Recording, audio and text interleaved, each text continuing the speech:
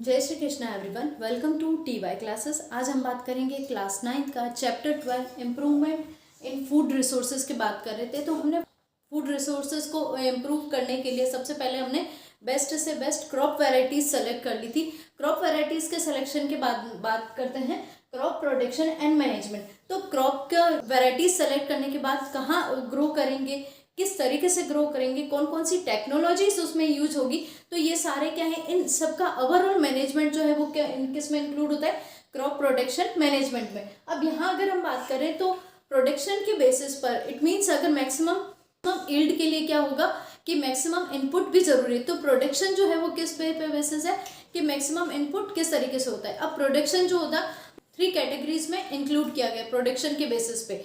तो सबसे पहला होगा नो कॉस्ट। इट मीन्स यहाँ पर क्या करेंगे, खेती बाड़ी के अंदर फार्मर्स जो होते हैं वो कोई भी कॉस्ट कुछ भी उसमें फाइनेंशियली इनपुट कुछ भी नहीं करते हैं। इट मीन्स टेक्नोलॉजी वगैरह किसी का भी यूज़ नहीं रहता है, बस जो ग्रो किया है नॉर्मल तरीके से उसी को सेल आउट करके अपना नॉर्मल लाइफ जी रहे।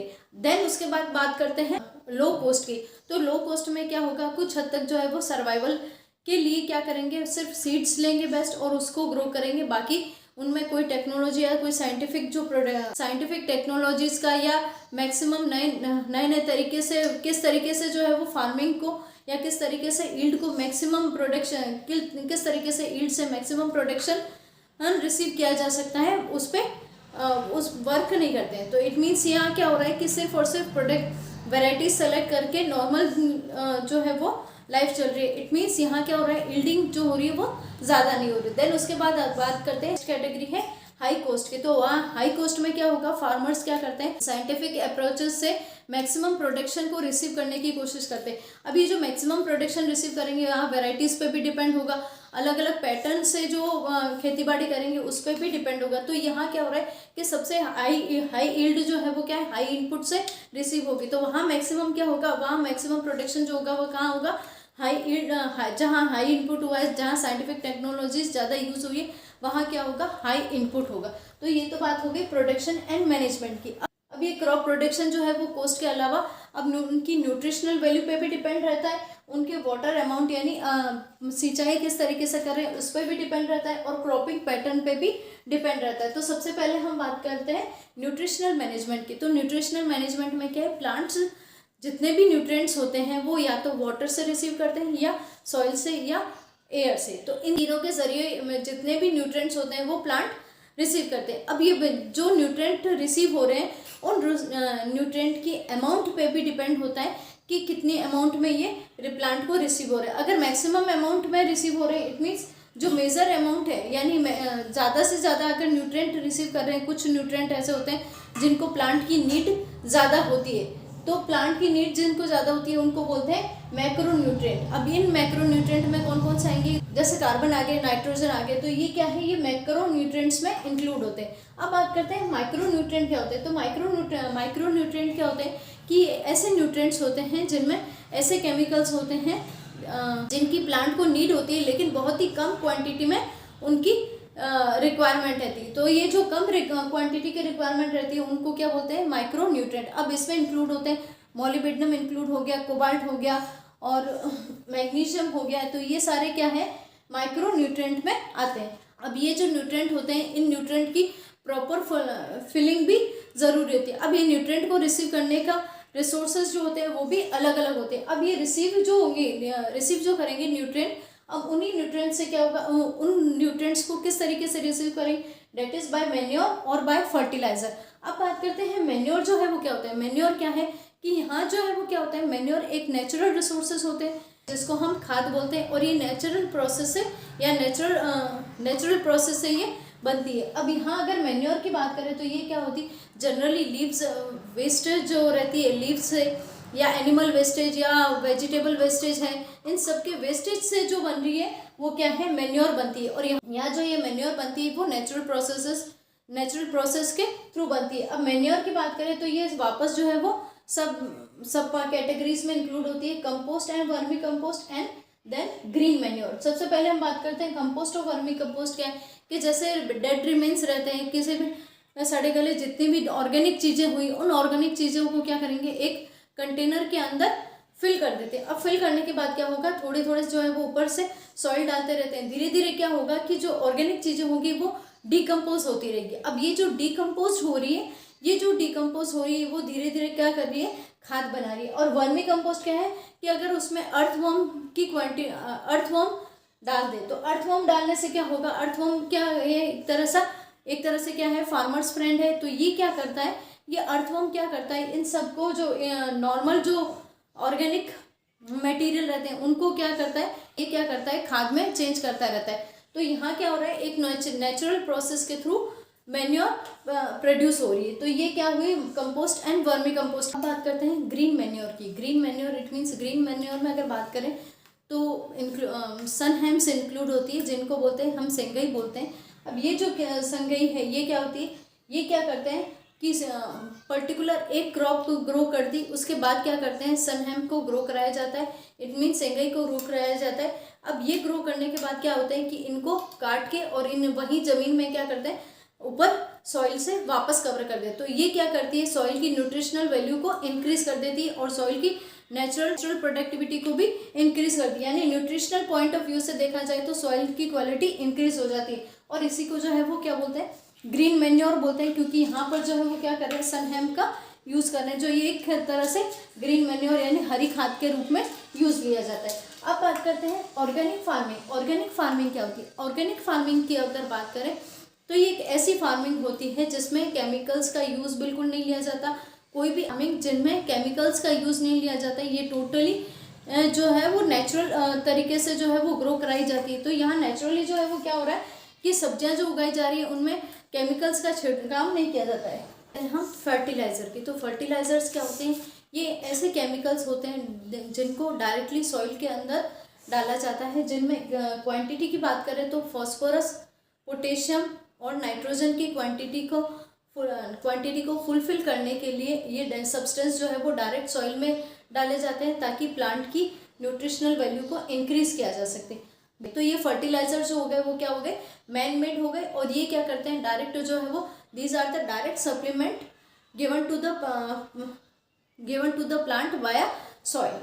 अब बात करते हैं ऑर्गेनिक फार्मिंग की। तो ऑर्गेनिक फार्मिंग क्या है, यहाँ पर विदाउट एनी केमिकल्स फार्मिंग की जाती है। इट मीन्स सॉइल के अंदर सीड्स डाल रहे हैं तो वो भी प्रॉपर तरीके से, नेचुरल तरीके से डाल रहे हैं, वहाँ पर भी केमिकल का यूज़ नहीं कर रहा है। अब प्लांट जो ग्रो कर रहे हैं उनमें भी जो है वो क्या हो रहा है कि नेचुरली जो है वो क्या है, खाद दी जा रही है, और वहाँ पर क्या है, फर्टिलाइजर्स वगैरह नहीं दिए जा रहे और केमिकल्स का स्प्रे नहीं किया जा रहा है। इट मीन्स नेचुरल तरीके से जो ग्रोन अप किया जा रहा है without any chemical, then it is known as organic farming.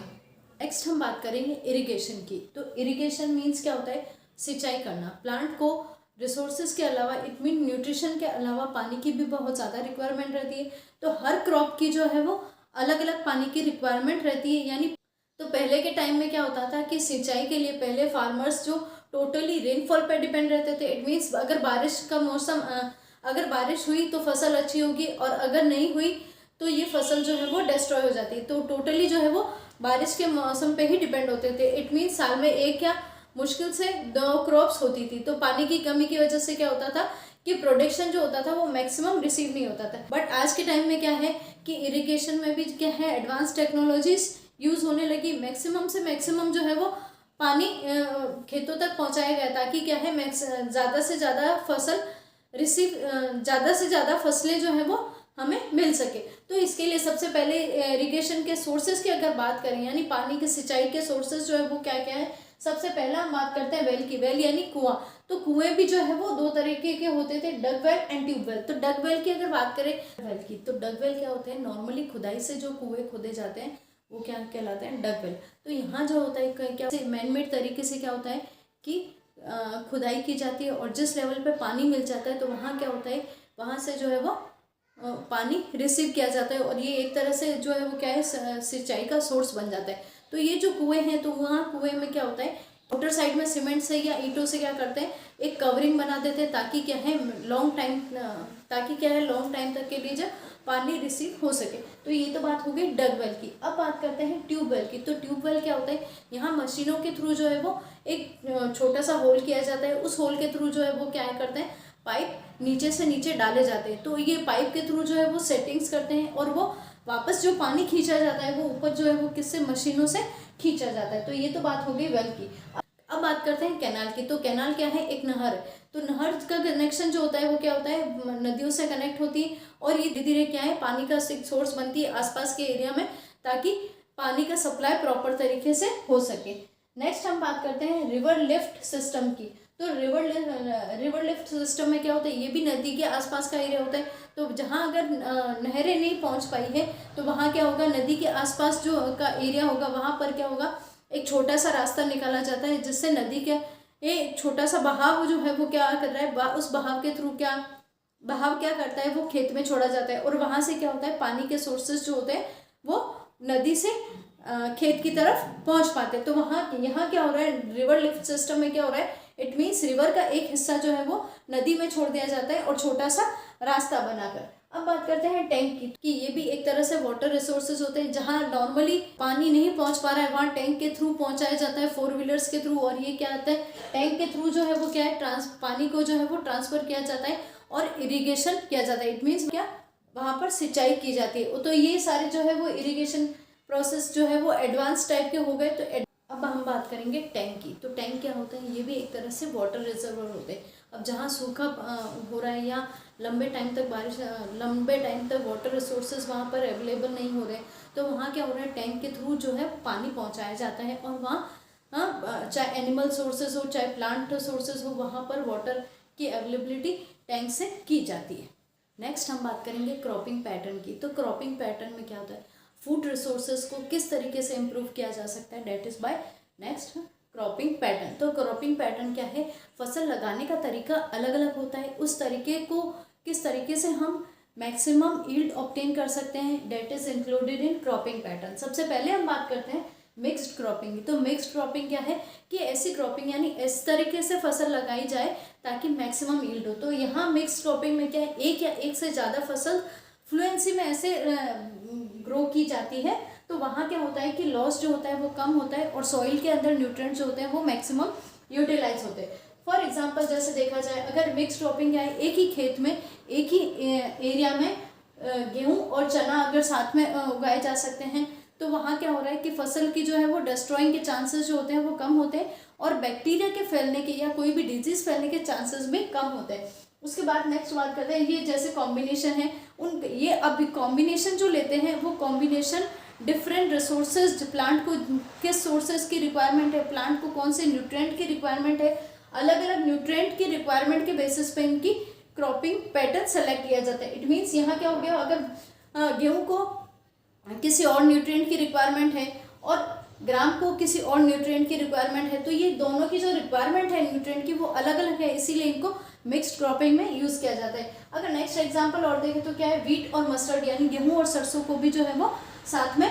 Mixed cropping के लिए यूज़ किया जा सकता है। उसके बाद है ग्राउंडनट एंड सनफ्लावर, यानी ग्राउंडनट और सनफ्लावर को भी जो है साथ साथ उगाया जा सकता है ताकि यील्ड भी मैक्सिमम हो और डिस्ट्रॉइंग और टाइम वेस्टेज जो होता है वो भी कम, टाइम वेस्ट जो होता है वो भी कम हो जाता है। इट मीन्स मिक्स्ड क्रॉपिंग में क्या होता है कि दो फसलें एक साथ उगाई जाती है जिनका न्यूट्रिशनल वैल्यू जो होती है वो अलग अलग होती है। अब बात करते हैं इंटर क्रॉपिंग की। तो इंटर क्रॉपिंग क्या है, एक से एक, दो या दो से ज़्यादा फसलें उगाई जाती है, लेकिन इनमें क्या होता है, पैटर्न जो होता है वो एक फिक्स्ड होता है। सपोज एक लेयर अगर वीट की है तो एक लेयर किसी और की होगी, एक लेयर वीट की है एक लेयर किसी और की होगी। एक जो डेफिनेट पैटर्न होता है उस पैटर्न में ही जो है वो ग्रो की जाती है, यानी एक से ज़्यादा फसलें जो है वो उगाई जाती है। फॉर एग्जांपल जैसे ये 2 रोज हैं, इन 2 रोज में एक एग्जांपल ले लिया, जैसे बाजरा और मिलेट एंड काउपी का एग्जांपल ले लिया। मिलेट यानी बाजरा और काउपी यानी चावले की फलियां जो होती है। तो इन दोनों की क्या है कि न्यूट्रिशन जो रिक्वायरमेंट है वो अलग अलग है। तो ये जो अलग अलग रिक्वायरमेंट है तो ये इसको क्या करेंगे, एक फिक्स्ड पैटर्न में जो है वो ग्रो करवाएंगे। सपोज ये 2 लेयर्स जो हो गए, 2 रोज जो हो गई वो क्या होगी, बाजरा की करवा दी। अब ये 2 रोज होगी वो क्या है, चावले की फलियों की। फिर वापस 2 रोज जो होगी वो बाजरा की। तो इस तरीके से क्या है, ये फिक्स पैटर्न में ग्रो की जाती है। तो यहाँ पर भी क्या है, न्यूट्रिशनल पॉइंट ऑफ व्यू से जो है वो इम्पोर्टेंट होते हैं कि अलग अलग न्यूट्रिशनल वैल्यू अगर होगी, न्यूट्रिशन की रिक्वायरमेंट अलग अलग होगी, तो वहाँ क्या होगा, क्रॉप इजीली ग्रो होगी और यानी सॉइल भी जो है वो डिमोलिश होने से बच जाएगी। तो यहाँ जो हो रहा है वो क्या हो रहा है, इंटरक्रॉपिंग क्या है, एक फिक्स पैटर्न में क्रॉप को ग्रो कराई जाती है।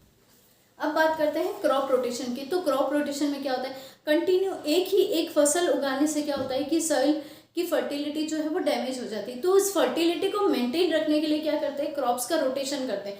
फॉर एग्जांपल जैसे इस बार जो है वो क्या है, गेहूं लगाए, नेक्स्ट उसके बाद क्या लगा दी, सरसों लगा दी, देन उसके बाद जो है वो कोई और फसल लगा दी, उसके बाद जो है वो क्या वापस वीट लगा ली। तो ये जो क्रॉप रोटेशन है ये क्या है, अलग अलग क्रॉप्स जो है वो क्या है अलग अलग टाइम्स में लगाई जाए, यानी एक के हार्वेस्टिंग होने के बाद जो दूसरी क्रॉप लगाई वो बिल्कुल उससे डिफरेंट है। इट मीन्स दोनों की जो न्यूट्रिशनल वैल्यू होगी या न्यूट्रिशनल रिक्वायरमेंट होगी वो अलग अलग होगी। तो इस तरीके से क्या होगा, सॉइल की फर्टिलिटी मेंटेन रहती है और यील्ड भी जो है वो मैक्सिमम होता है। इट मीन्स डैमेज जो होते हैं वो कम होता है। That is about crop rotation.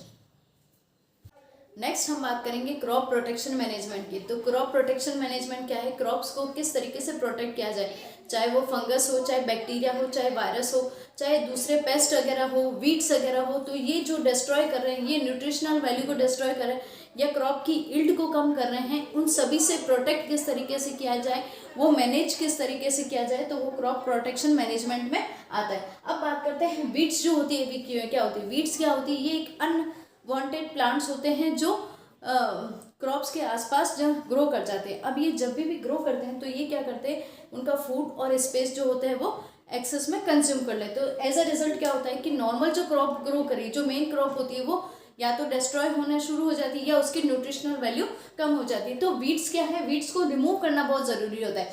तो जनरली वीड्स में जो है कौन कौन से आते हैं, ज़ैंथेनम आता है, पार्थिनियम आता है, सिप्रेस आता है। तो पार्थिनियम यानी गाजर घास जिसको बोलते हैं, ये सारी जो है वो क्या है वीड्स से। अब ये वीड्स जो क्या करती है, नॉर्मल क्रॉप्स को जो है वो या मेन क्रॉप को डिस्ट्रॉय करती है। तो इन्हें जो है वो रिमूव करना ज़रूरी होता है ताकि प्रॉपर तरीके से इस क्रॉप जो है वो ग्रो करे और यील्ड को कोई नुकसान ना हो। नेक्स्ट उसके बाद बात करते हैं कि ये जो वीड्स होते हैं इनको कंट्रोल करने के लिए मैकेनिकल मेथड से कंट्रोल किया जा सकता है। इट मीन्स इनको क्या करते हैं कि जैसे जैसे वीट ग्रो करते हैं तो हाथ से क्या करते हैं, रिमूव करते जाते हैं। That is one method is mechanical method, जिससे वीड्स रिमूव हो जाते हैं। नेक्स्ट मेथड क्या है कि प्रिवेंटिव मेथड्स में क्या इंक्लूड होते हैं, जैसे क्रॉप रोटेशन हो गया, इंटर क्रॉपिंग हो गई, या सीड्स को जो है वो सोइंग से पहले प्रॉपर तरीके से देख लेते हैं। तो इनसे क्या होता है, ये प्रिवेंटिव मेथड है जिनके थ्रू वीड्स जो है वो ग्रो नहीं होते। तो यहाँ क्या है, इंटर क्रॉपिंग के थ्रू क्या होगा, अगर कोई पर्टिकुलर स्पीशीज की स्पेसिफिक हो गए वीड्स तो वो क्या करेंगे, ग्रो नहीं करेंगे, क्योंकि इंटर क्रॉपिंग और क्रॉप रोटेशन में क्या होता है, वीड्स का भी जो है वो कंफ्यूजन हो जाता है और वो ग्रो नहीं कर पाते। That is preventive method of weeds. ये पेस्ट क्या करते हैं, रूट, स्टेम और लीव्स के जो है वो उसको डिस्ट्रॉय कर देते हैं, या उनके अंदर जो सेल से पार्ट रहता है, यानी जो अंदर मेन पार्ट रहता है उसको डिस्ट्रॉय करते जाते हैं और अंदर से प्लांट को खोखला कर देते हैं। ये पेस्ट होता है। तो उनके पेस्ट को रिमूव करने के लिए पेस्टिसाइड्स यूज लिए जाते हैं। अब बात करते हैं डिजीज़ की।